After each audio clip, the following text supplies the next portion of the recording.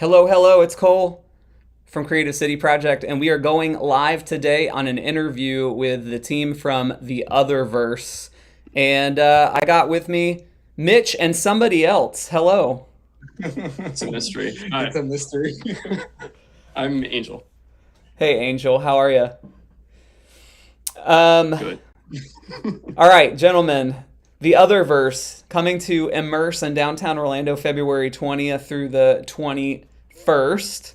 Right in the middle of downtown Orlando. Tell me what we can experience from the OtherVRse. So the Otherverse is the interdimensional travel agency, and what we are presenting are our state-of-the-art portals where we are going to transport our guests to another dimension. What that dimension is a surprise for the event, but it's a location that we think our guests are going to really enjoy and feel really impactful once they go through these two portals. Are you And it's currently in the travel agency office? Something. We're streaming from somewhere in the galaxy to a CRT here on Earth. Well, we're grateful that you were able to tap into the latest of technologies here on Earth. got to use what you can get. Well, Wait, what year is it? That's always a complicated question. so tell me more about your travel agency, the OtherVRse.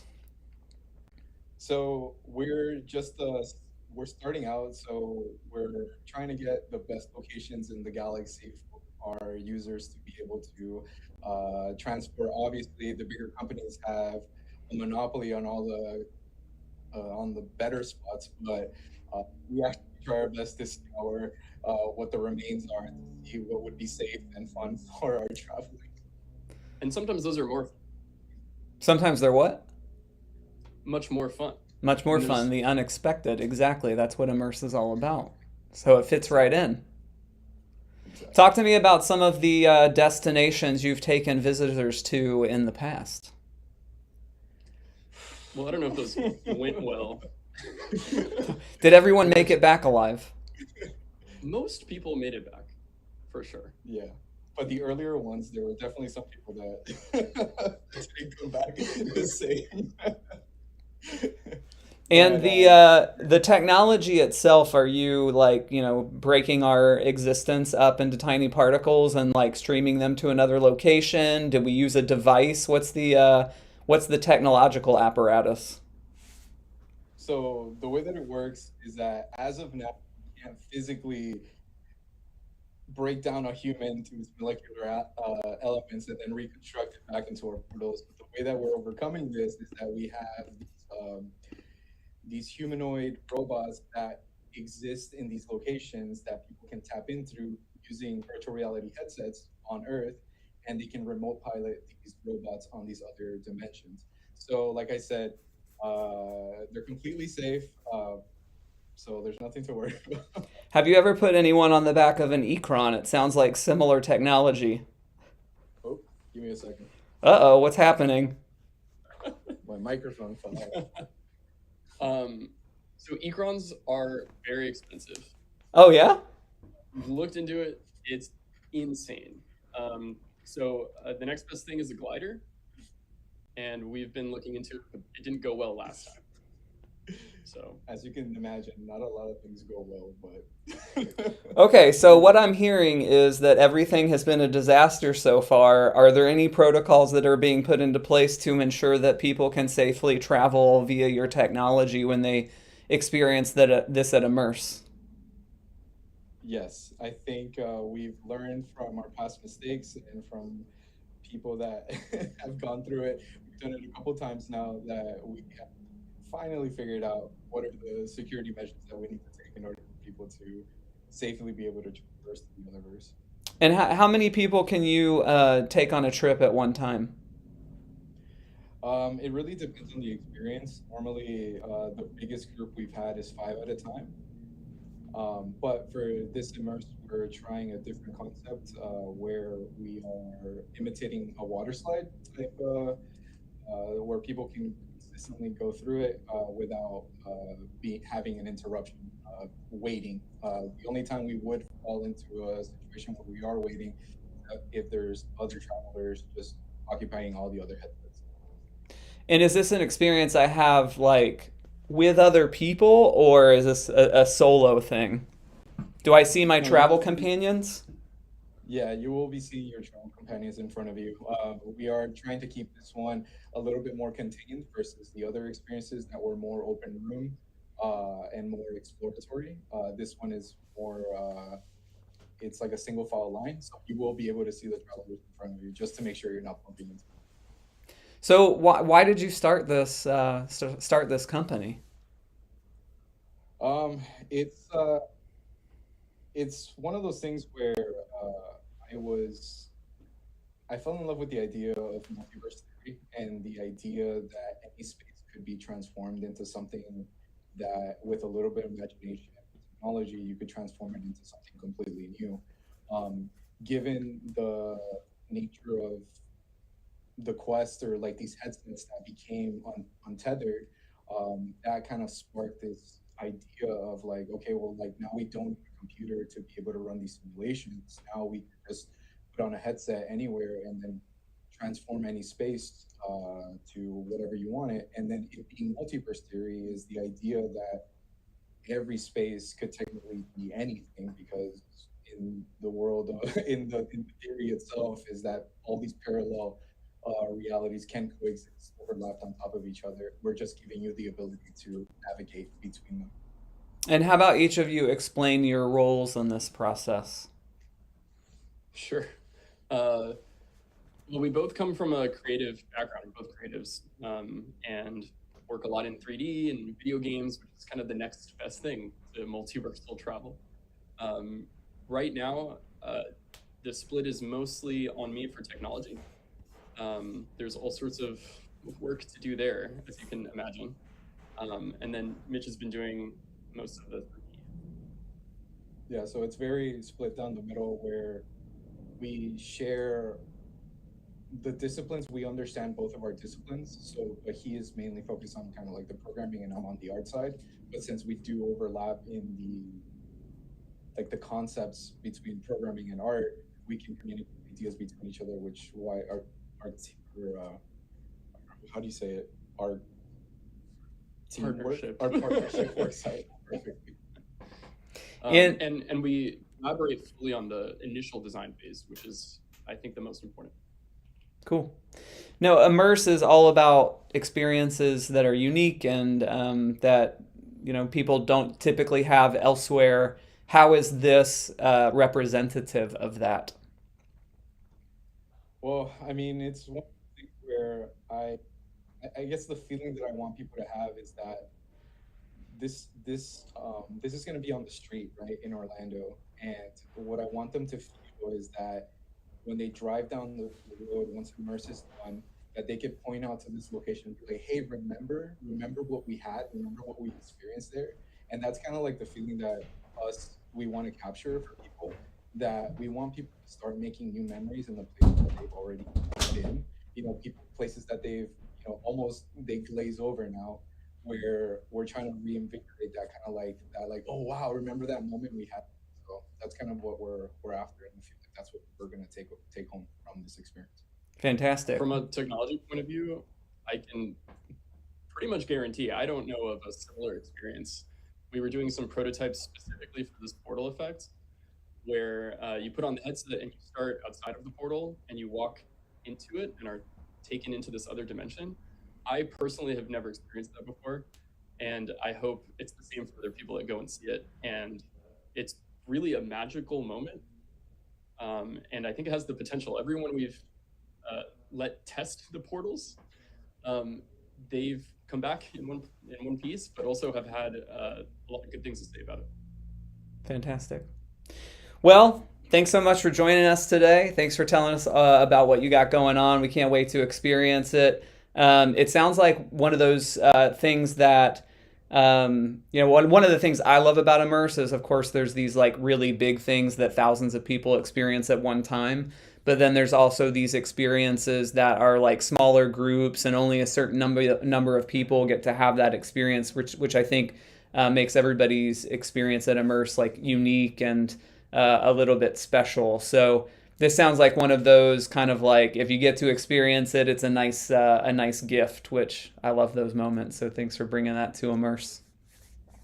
No, absolutely, and thank you for giving us the opportunity. It's gonna be really cool. Love it. Hey, real quick, if your OtherVRse office is in Orlando and you get to spend some time in our creative community, one of the questions I want to start asking people is what are some of the things that have been inspiring to you, or some of the venues that you love going to, or some of the artists you love going to experience what they're making here in Central Florida?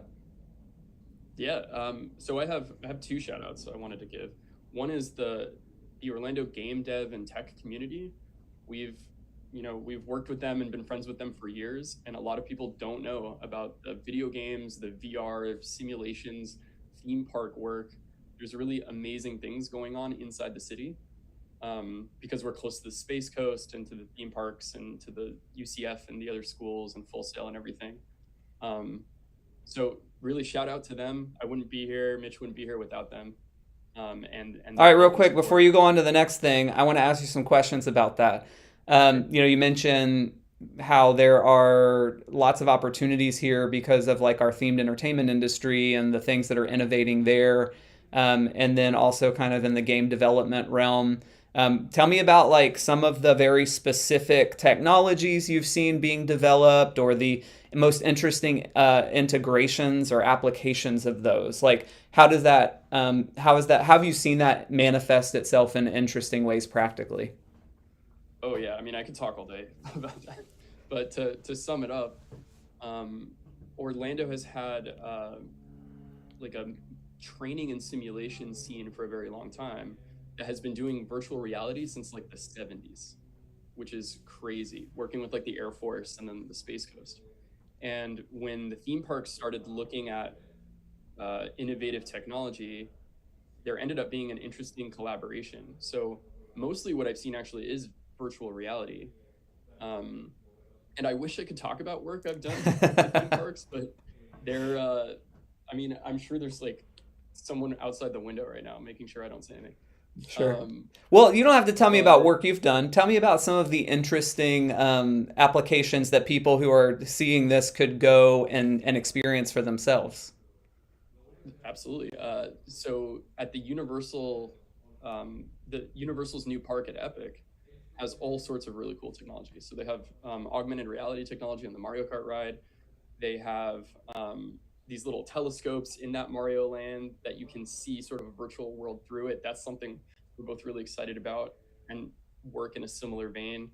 I think in general, people should be open to just how incredible the technology is at these theme parks. Going all the way back to Walt Disney's, animatronics, to where they are today, which is insane. But from hologram technologies to all sorts of virtual reality and video game stuff, I mean, there's so much in the theme parks. And the reason why we're just talking about the theme parks is because most of the contractors that are working for the theme parks come from the talent from here in Orlando. So it's one of those things where it's like the community itself are the people working on these things. So, but obviously they are the people with the platform, and the people that hire us to do it. Sure. But, yeah. I mean, we talk about that a lot in the performer perspective, or the producer perspective, or the show writer perspective, where, there's all these musicians, for example, who work at the parks, and do the 20-minute show 6 times a day, but also want to create interesting things and are looking at how they're innovating and developing more creative stuff outside of their job at the theme parks. It sounds like from a technological standpoint, we have a wealth of talent here on the technical side, on the developer side, on the VR AR side as well, because, there's those full-time jobs or those contract jobs, but then also those creators get to make things outside of that as well. 100%. And really one of our biggest goals, or at least mine, I don't know, but I love the park so much, but I really kind of want to democratize it. Like, this technology and these incredible experiences are paywalled, increasingly steeply behind literal gates. And the idea that we could take some of that and share those magical experiences in downtown Orlando and just like streets that we're used to walking is just like a huge goal for me. Awesome. Yeah, because we feel that yeah, like how everyone should be entitled to be able to experience high quality experiences at the level of Disney or Universal without having to go to Universal or Disney. Yeah. All right. I cut you off on your first thing. Tell me about your second thing that you want to give a shout out to. Yeah, well, the art community. So I've tried to kind of reach out and use some of my skills to help out the artists in downtown Orlando. So I wanted to shout out Pat Green, who I think it's every fourth Third. Wednesday in the morning. Oh, yeah. His crazy early thing. Yeah, and then he has a crazy early thing, and the office I was working at was like 2 doors down from that, and I'm a morning person, so I went to that and connected with a bunch of artists. So since then, I've been able to do some immersive art at one of the art cubes, which look up art cube, it's so cool. And I've also helped Laura um, Buitrago on her incredible art installation. I wish it was still up so I could tell you to go, but it was on the second floor of City Arts in November. And it's just so cool being able to collaborate with the art community and bring technology to the art community. And I think that's one of the biggest strengths of Orlando. I mean, talking about, the parks and all this talent that's here in the city, the way that diversity of people and education and backgrounds can create art, I think is very unique in this. For sure. Mitchell, do you have any shout outs, things that are inspiring to you in the Orlando art world? Honestly, I would be lying if I said that I don't really go out that much. I'm more of a hermit in the sense that I kind of have this mission in my head of the things that I want to build, and I just spend basically most of my time just tinkering and developing these ideas. And obviously, ever since we started kind of this OtherVRse idea, that kind of has taken over the things that I need to do. Just because my inspiration, a lot of it comes from like the '90s because that's where I grew up, movies and all those things, recreating those moments. I really love film. Um, but honestly, my inspiration comes, I live it vicariously through Angel, because he's the one that's a little bit visual from the both of us. I don't know about But in the sense of actually working with people and doing all that stuff. So he talks to me about like all these projects that he works on with the art community. And that's kind of like an inspiration for me to be like, okay, cool. Like once we get this thing off, like get our legs underneath us, then we can like actually extend this technology to other artists to see how we can create new experiences with people's vision and this technology. Awesome. Well, we can't wait to experience all that you're bringing in the Otherverse to downtown Orlando during Immerse. Thanks a ton for joining